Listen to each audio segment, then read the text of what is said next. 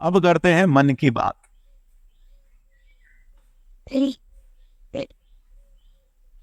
जिस पर बात करनी है वो है कंसिस्टेंसी। कंसिस्टेंट हम अक्सर नहीं रह पाते हैं। कंसिस्टेंसी, कंसिस्टेंसी का मतलब है सबसे इंपॉर्टेंट फैक्टर है सिलेक्शन में, most important factor in selection, most important factor to success.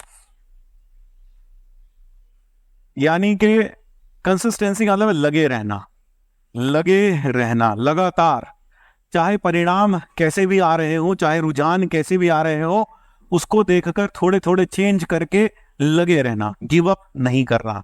Consistency, यही सबसे बड़ी सफलता की कुंजी है, कंसिस्टेंसी यानी लगातार लगे रहना। आप कई लोग लगातार नहीं रह पाते, लगे नहीं रह पाते, क्यों?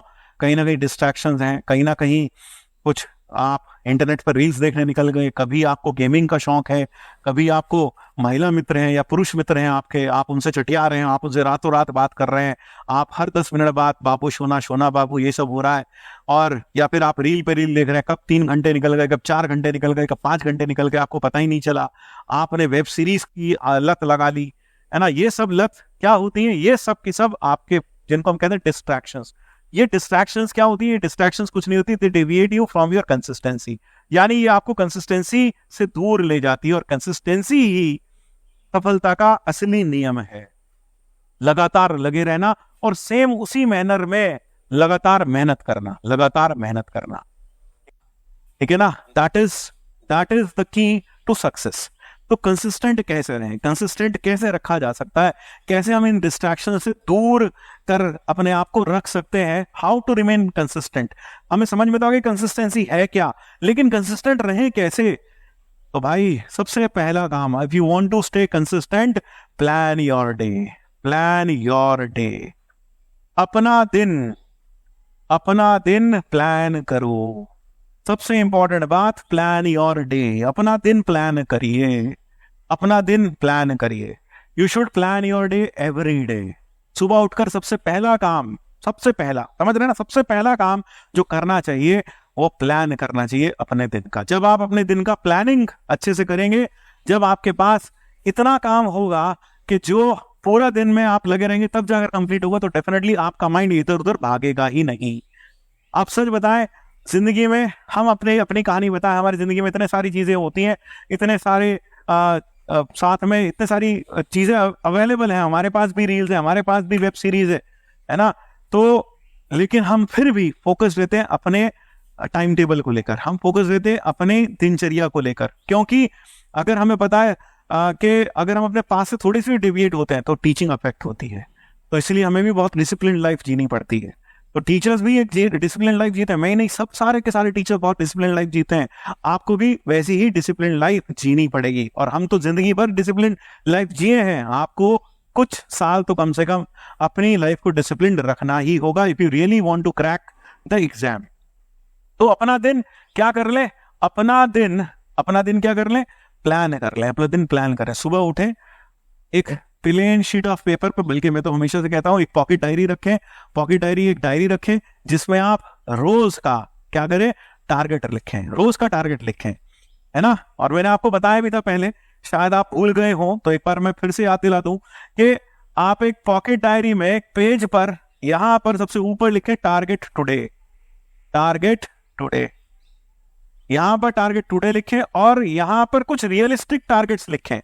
रियलिस्टिक टारगेट से मेरा मतलब है ऐसा ना लिख लें कि आज मैं फिजिक्स खत्म कर दूंगा, आज मैं केमिस्ट्री खत्म कर दूंगा, आज मैं ये कर दूंगा, आज मैं वो कर दूंगा। ऐसा टारगेट नहीं रखना चाहिए। टारगेट ऐसा रखना चाहिए जो कंप्लीट हो सके।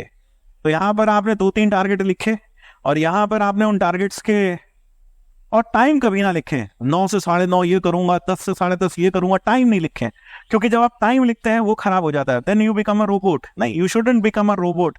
आपको घड़ी नहीं देखनी, आपको मेन पर्पस है काम हो जाना चाहिए। जो आपने आज सोचा है वो काम आप निपटा लें। उसके लिए चाहे 2 घंटा लगे, चाहे 10 घंटा लगे, चाहे 4 घंटा लगे, वो घड़ी आपको नहीं देखनी। तो कई लोग इसमें लिख लेते हैं घड़ी के साथ 3 से 4 बजे तक ये, 4 से 4:30 खाना, 5 बजे से उठना, और फिर 6 बजे से लेकर 8 बजे, उनका कभी भी टाइम टेबल कंप्लीट नहीं होता। जो ये टाइम टेबल इस तरह से बनाते हैं घड़ी के हिसाब से, वो कभी भी कंप्लीट नहीं होता, जो कभी भी कंप्लीट नहीं होता, है ना। और फिर जैसे आपने 3 या 4 काम लिख लिए, जैसे आपकी क्लासेस खत्म हुई, रियलिस्टिक टारगेट लिखें। रियलिस्टिक मतलब सोच के लिखिए कि आज मैं इतना कवर कर लूंगा, ये मुझे कवर करना है मेरे ऊपर। मैंने यहाँ एक शब्द लिख दिया, वो शब्द लिखने का मतलब है ये करे बिना सोऊंगा नहीं। और जैसे ये टारगेट आपका खत्म हो जाए पहले वाला, तो भाई इसको आप एक रेड पेन से काट दें, है ना, ऐसे काट दें, और फिर यहां लिखें टारगेट अचीव्ड। यहां लिखते हैं टारगेट अचीव्ड, टारगेट अचीव्ड, यहां लिखते हैं टारगेट अचीव्ड। और सच बता रहा हूं, जब आप इसे काटते हैं, यार मैंने खुद फॉलो किया यही। आप पूछते ना कि आपने कैसे क्रैक किया, क्या किया, मैंने यही फॉलो किया था। जब इसको काटते हैं ना टारगेट अचीव्ड, यार अंदर से एक अजीब सा, कहना चाहिए, खुशी प्राप्त होती है, एक अजीब सी एक सेटिस्फैक्शन मिलती है।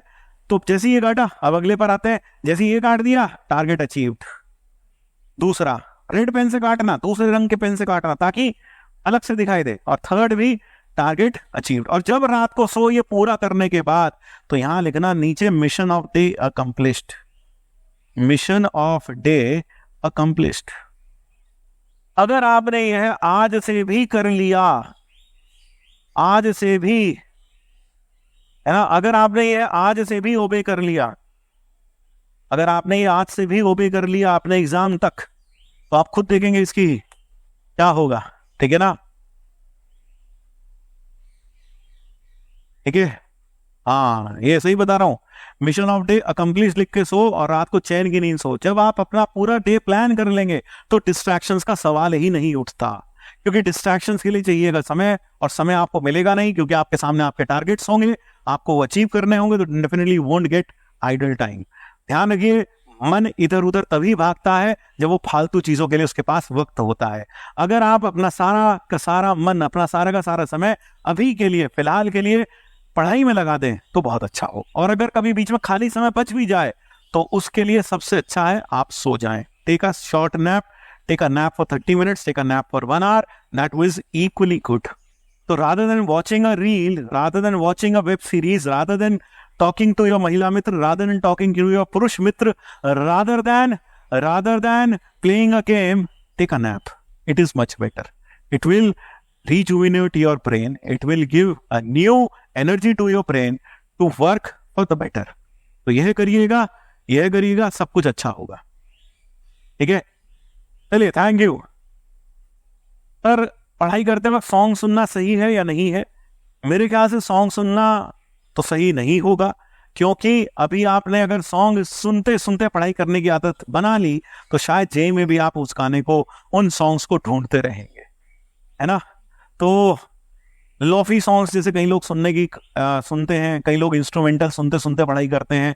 बेटा ऐसा भी हो सकता है, जहां आपका एग्जाम हो, वहां आसपास कंस्ट्रक्शन चल रही हो, वहां धड़ खुदाई की आवाज आ रही हो, वहां हो सकता है बाहर शादी हो रही हो, बैंड बाजा गुजर रहा हो, बाहर बज रहा हो, बाहर अच्छे अच्छे स्पीकर्स बज रहे हो, और आपको उस माहौल में भी आपको अपने आप को परफॉर्म करने की, आपको अपने आप को इस तरह से डालना है कि आप उस माहौल में भी परफॉर्म कर पाए। ठीक है बेटा। हाँ, तो कई लोग कह रहे हैं सर इंस्ट्रूमेंटल सुनते हैं, बेटा जरूरी ना है। ठीक है, थैंक यू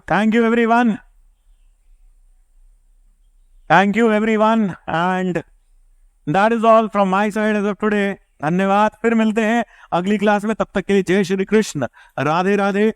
पढ़ के आइएगा, बिना पढ़े कुछ नहीं होगा। ध्यान रखिए, अगर आपके पास बहुत अच्छा दिमाग है और आप मेहनत नहीं कर रहे हैं, तो आपको असफलता ही हाथ लगेगी। अगर आपके पास एवरेज ब्रेन है, बहुत अच्छा ब्रेन नहीं है, लेकिन अगर आप मेहनत कर रहे हैं, तो डेफिनेटली आप सफल हो सकते हैं। इसलिए ध्यान रखिए, मेहनत करते रहिए, मेहनत ज्यादा बड़ी चीज है ना। मेरे ख्याल से रस खान ने ही कहा शायद कि क्या था भाई, करत करत अभ्यास के जड़मती हो तो सुजान, रसरी आवत जात ते सील पे परत निशान। बेटा मेहनत करिए, है ना। जब एक रस्सी भी पत्थर पर निशान छोड़ जाती है, जब उसके ऊपर बार बार गुजरती है, तो यार तुम तो मनुष्य हो, जीते जागते ईश्वर की रचना हो। पढ़ाई करोगे सब अच्छा होगा, और खुद पर विश्वास रखिए, अपनी मेहनत पर विश्वास रखिए, और सबसे बड़ा, सबसे ऊपर ईश्वर पर विश्वास रखिए। अच्छा ही होगा। Thank you and bye bye.